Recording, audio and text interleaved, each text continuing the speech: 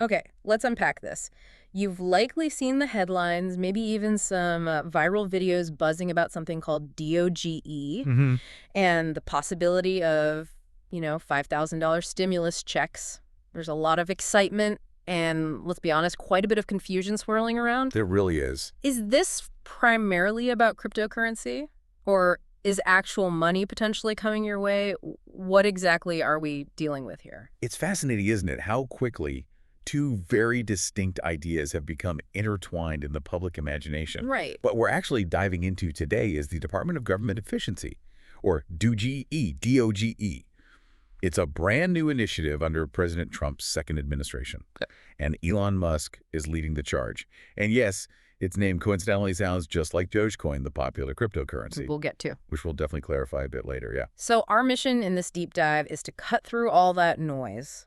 We'll explore the real actions of this new Department of Government Efficiency. Its first month, basically. The early days. Yeah, the widespread implications, the strong critiques it's already drawn from experts, the legal hurdles it's facing, Which is significant. and of course the true feasibility of those proposed DOGE dividend checks. We'll guide you through the differing viewpoints and the hard facts, helping you understand what's truly important in this fast-moving story. Okay, let's start at the beginning then. The Department of Government Efficiency, DOGE, officially launched shortly after President Trump's inauguration, January 2025, That's right. with billionaire Elon Musk at the helm. The stated goal was, well, a fundamental transformation of the federal government. Yeah, pretty ambitious. And Musk was reportedly given unprecedented latitude to make it happen. What was the thinking? What was the vision behind this new department? Well, even before the administration officially began, scholars at the Harvard Kennedy School were already looking into this, examining what this proposed unit could mean for the president's agenda. Mm-hmm. The vision, as articulated by the administration, was pretty clear. Slash waste, fraud, and abuse. Right. Fundamentally streamline government operations. Sounds good on paper. It sounded very direct, yeah. Very results-oriented. Okay, so that's the vision. But what have we actually seen on the ground in just the first few weeks? Has it lived up to that promise of efficiency and streamlining? Well, what we've actually seen has been a rapid and, some would definitely say, quite disruptive set of actions. Like what? This has included significant firings of government workers across a really broad swath of federal departments, active efforts to eliminate entire agencies outright, Wow. and gaining access to highly sensitive government data, stuff that was previously held only by, small groups of career civil servants. Firing workers, eliminating agencies. That sounds pretty drastic. Right out of the gate, were there specific targets, or was this just a broad sweep? It seems like it was both, really, Hmm. broad and targeted. Okay. We've seen specific agencies like USAI and the Consumer Financial Protection Bureau come into focus, plus efforts to address benefit fraud in Social Security. Right. And did it actually result in the kind of efficiency savings they were aiming for? What about things like buyouts? Well, the administration did offer a deferred resignation deal, essentially a buyout package, Mm-hmm. but only about 75,000 employees took it, Hmm. which, to put that in perspective, that figure actually aligns pretty closely with natural retirement rates. Huh. It accounts for just about half of the typical annual turnover anyway. So this idea that there was this huge bloated workforce just waiting to take buyouts, Yeah. it didn't really hold up as expected. Interesting. And what's particularly striking, I think, is that many probationary employees, these are often the younger folks, specialized tech talent, bringing in fresh ideas, they've been purged through these sort of indiscriminate cuts. Wow, so they're cutting the very people who might bring in fresh tech talent and new approaches. That seems, well, counterintuitive if the goal is efficiency, doesn't it? It does raise that question, yeah. So, given these initial moves, how are DOGE's actions being received, by those who've dedicated their careers to studying government efficiency? What are the key concerns emerging from experts? That's really the central question, isn't it? And the consensus for many experts is, well, it's quite critical. Okay. Many view Musk's approach as disruptive rather than genuinely reformative. Hmm. Linda J. Bilmes from Harvard Kennedy School, for instance. She argues that Musk has been, this is a quote, wielding a sledgehammer and tearing down existing structures with little thought for what could replace them. A sledgehammer. Yeah. She highlights missed opportunities for genuine innovation, like launching a government-wide challenge to incentivize civil servants to think like entrepreneurs. Right, something constructive. or even empowering inspectors general, the IGs. Their reports could literally save billions. Hmm. But instead, she notes, the IGs have been sidelined, or in some cases even fired. Mm. She also points out a missed chance to make government work exciting for STEM talent, or to strategically shift U.S. side's focus for U.S. influence, rather than just pushing for its wholesale shutdown. So it's not just about what they are doing, but maybe what they aren't doing, or what they're actively preventing. Exactly. It's about the approach. What other perspectives are out there on this? John Donahue, also from Harvard Kennedy School, uses a pretty interesting phrase. He characterizes Musk's approach as weak hate rather than tough love. Weak hate. Yeah. He sees the workforce being treated, quote, not as a neglected asset to be fixed, but as a pathogen to be purged. Wow, that's strong language. It is. Donahue believes these actions are, in his words, anchored in the sand of executive orders and ephemeral politics and will not last. He points to the 142-year history of the Civil Service Act as evidence of stability. So he thinks it's temporary disruption. He predicts a federal workforce, despite serious damage, will take years, not generations, to restore, and that agencies will ultimately come back stronger, smarter, and fairer. Kind of a resilience argument.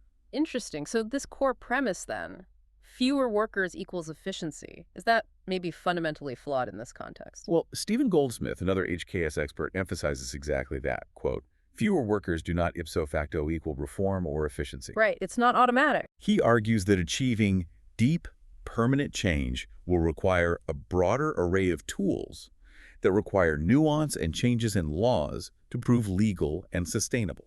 You can't just cut your way there. Makes sense. He points out that genuine change needs a customer-focused and bottom-up culture of innovation, and that comes from an empowered, not discouraged workforce. Not one being treated like a pathogen. Precisely. And he also notes that internal regulations, like the Paperwork Reduction Act, often present infuriating obstacles that genuinely do require congressional action to address.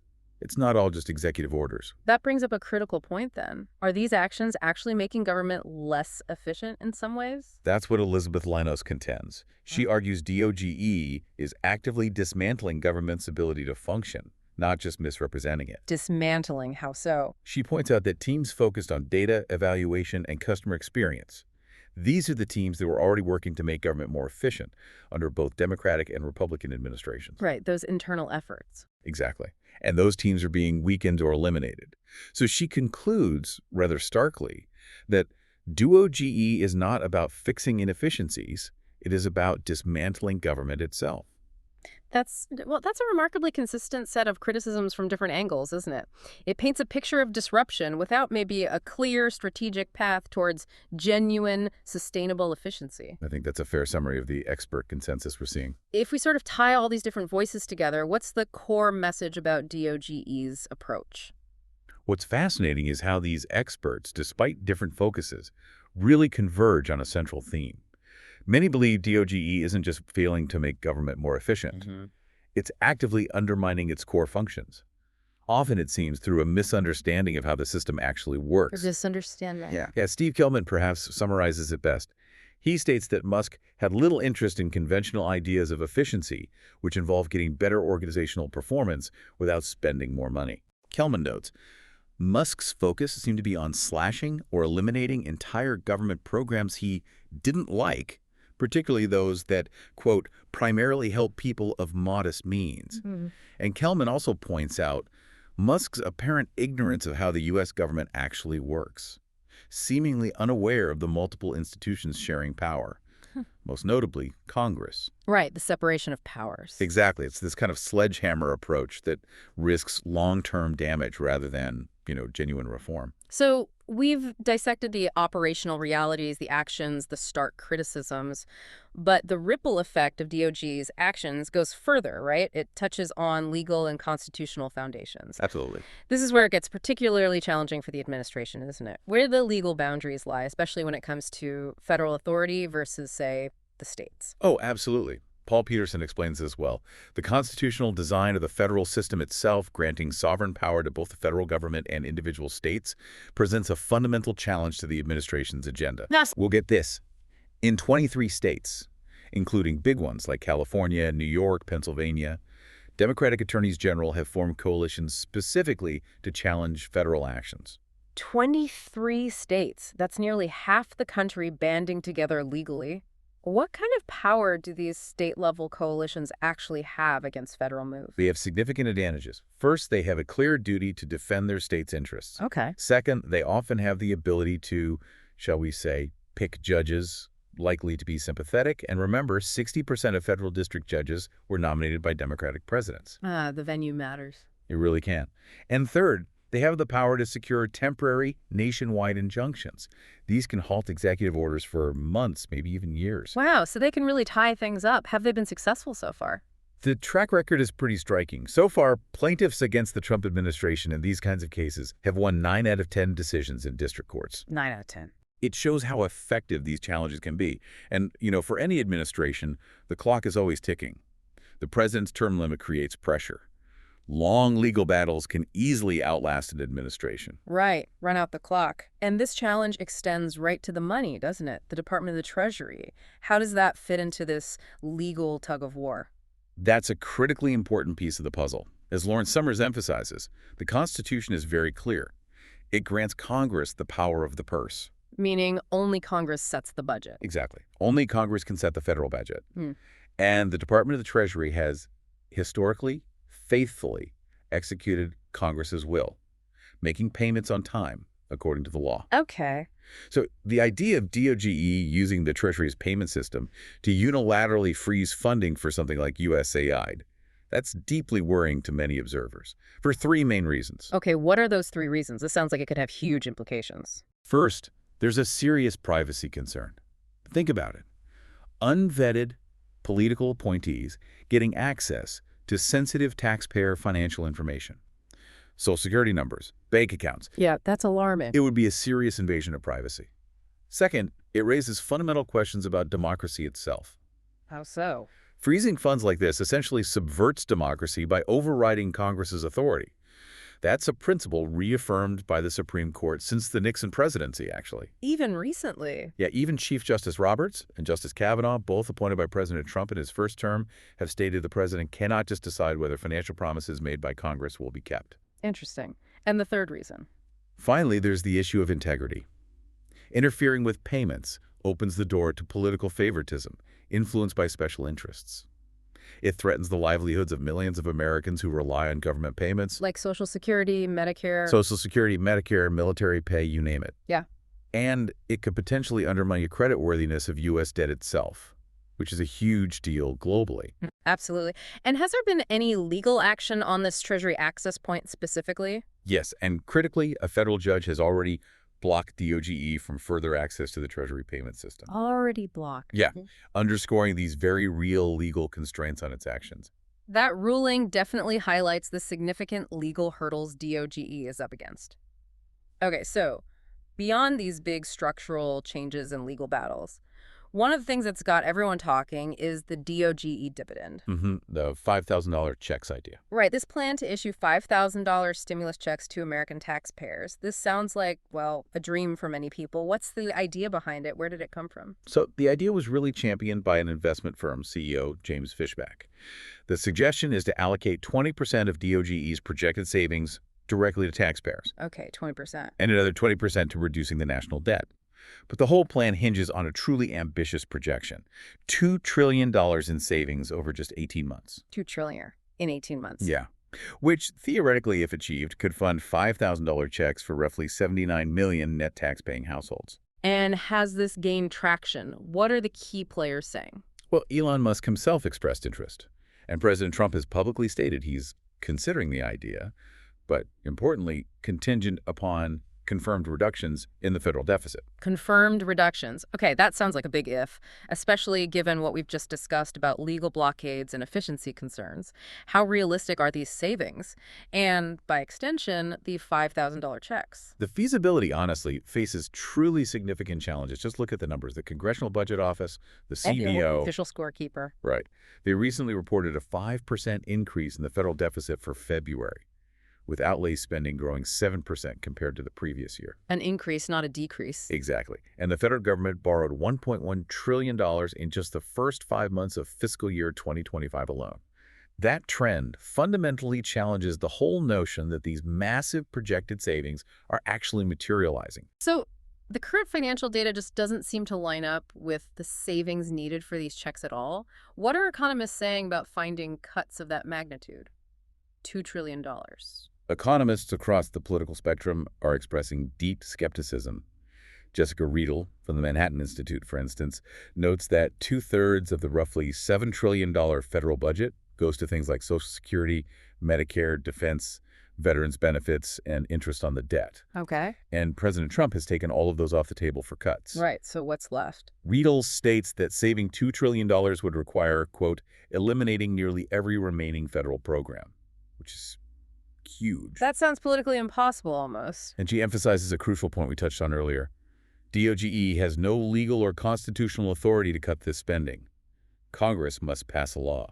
It's not just up to the executive branch. Right, the power of the purse again. Anyone else chimes in? Yeah, Alex Nowrasteh from the Libertarian Cato Institute and Alex Jacques from the more progressive Groundwork Collaborative. They both call the plan very unrealistic. Jacques says it's hard to see how to make the math work given the realities of budget negotiations in Congress. So, pretty broad agreement among economists that the numbers don't add up. Now, DOGE itself has claimed some savings, right? We've seen various figures reported. How do those numbers stack up against the $2 trillion needed? Yeah, DOGE has definitely claimed various savings figures. They threw out $8.4 billion back on February 19th, then $160 million by May 5th. Big jumps. Yeah, and there were other mentions of $110 billion and $55 billion from fraud detection and workforce cuts in different sources. Some claims seem potentially overstated, but even taking the highest claim figures like $160 billion, these amounts are still vastly, vastly short of the $2 trillion target needed for that proposed dividend. It's just a huge gap. A massive gap. And I've definitely seen the buzz about DOGE checks just exploding on social media, especially TikTok, right? People are even claiming specific payment dates. Oh yeah, it's everywhere online. What should listeners make of all that online chatter? Is any of it reliable? It's true. The idea is a huge topic on social media. Lots of videos discussing the DOGE check, some even claiming specific payment dates like June or August 2025. Right. But this has unfortunately opened the door for scammers, creating fake applications, phishing schemes, trying to exploit the buzz. Of course. So it's absolutely crucial for everyone listening to remember, as of right now, no legislation has passed. No official funding mechanism has been identified, and the Treasury has issued no payment schedule or guidance whatsoever. Okay, so zero official confirmation. Zero. Eligibility, if this ever came to pass, would likely be for net taxpayers and determined through your IRS filings, not through some random website or application you find online. So be extremely wary. Extremely wary of any unofficial claims or anyone asking for your personal information related to this. It's just not real yet. That's an absolutely critical warning. Okay. And speaking of DOGE, it's just so easy to get confused with the name, isn't it? It really is. But let's be absolutely clear. The DOGE stimulus checks we've been discussing have no connection whatsoever to Dogecoin, the cryptocurrency. Not at all. Two completely different things sharing an acronym. But just for clarity, since the names are tangled up in people's minds, let's briefly touch on that other DOGE. What exactly is Dogecoin? Right. So Dogecoin, D-O-G-E, the crypto coin, actually began way back in 2013. And it started, believe it or not, as an internet joke. A joke. Yeah, based on that popular Shiba Inu dog meme, the Doge meme. But it somehow took off and has become one of the largest cryptocurrencies globally. How did that happen? Largely due to a really enthusiastic online community and some significant celebrity backing, most notably from Elon Musk himself, ironically enough. Huh. So Musk is involved with both DOGs in a way. In very different ways, yes. And Dogecoin's price development has often been influenced less by technical innovation, like Bitcoin maybe, and more by these viral events and public attention spikes. Any example? Sure. Back in November 2024, there was an 800% price surge after that sort of tongue-in-cheek announcement by Donald Trump introducing Musk as head of the, wait for it, Fictional Department of Government Efficiency, DOGE. Wow. So the announcement itself moved the crypto price? Massively. Yeah. At another time, April 2023, its price jumped 30%. Yes. Just because Musk temporarily replaced the Twitter logo with the Doge meme. It's very sensitive to that kind of thing. So it really thrives on public attention, memes, celebrity endorsements. What are the more fundamental factors that actually influence Dogecoin's price beyond the hype? Well, beyond the mean factor, its price is influenced by a few things. One is its inflationary supply. Unlike Bitcoin's fixed supply, new Dogecoins are actually created daily. Okay, so more are always being made. Right. Also, its use for micropayments and online tipping, technological developments on its own blockchain, which some argue are slower compared to other major crypto projects, changing regulatory frameworks around crypto. Mm-hmm. And like all assets, broader macroeconomic indicators matter too. So, considering all of the meme origins, the inflation, the volatility, what do experts predict for Dogecoin's performance in 2025? Is it going to the moon or? Well, forecasts for 2025 range quite widely, which really highlights the coin's inherent high volatility and speculative nature. You see bullish scenarios predicting rise up to maybe $1.30. Okay. Then you have more neutral forecasts expecting it to stabilize somewhere between $5 and 10 cents. And then there are bearish outlooks suggesting declines down to $2. So basically, nobody really knows. It's a real roller coaster, driven as much by sentiment and viral moments as by any underlying fundamentals. Very different from the government department discussion. Absolutely. Wow, we've certainly navigated a complex landscape today. We've explored the ambitious scope of the actual Department of Government Efficiency, DOGE. We've heard the significant criticisms from various experts, looked at the ongoing legal battles challenging its authority, Big legal fights. and unpacked that highly publicized, yet, as we've learned, largely unconfirmed DOGE dividend stimulus check proposal. Yeah, lots of hype versus reality there. And crucially, we've clarified its relationship, or rather lack thereof, to the completely different world of Dogecoin cryptocurrency. Absolutely essential distinction to make. This deep dive really reveals that intricate dance, doesn't it, between executive power, legislative authority, the existing bureaucracy, and of course, public expectation and excitement. It really does. The promise of efficiency and savings is undeniably compelling. You can see why it grabs attention. No, sure. But the challenges of implementing such radical top-down change within a complex federal system, they're profound. It raises serious questions about sustainability, legality, and ultimately effectiveness. Is it really making things better? So what does all this mean for you, the listener, as you sift through the headlines and the social media buzz? Given these deeply rooted government structures, the legal frameworks, and all these varying perspectives on what true government efficiency even looks like, here's a final thought for you to maybe chew on. How do you think the pursuit of rapid, top-down efficiency in government should balance with the need for stability, for established legal processes, and for preserving that institutional knowledge built up over years? What's the true cost and the true benefit of trying to achieve such radical transformation so quickly?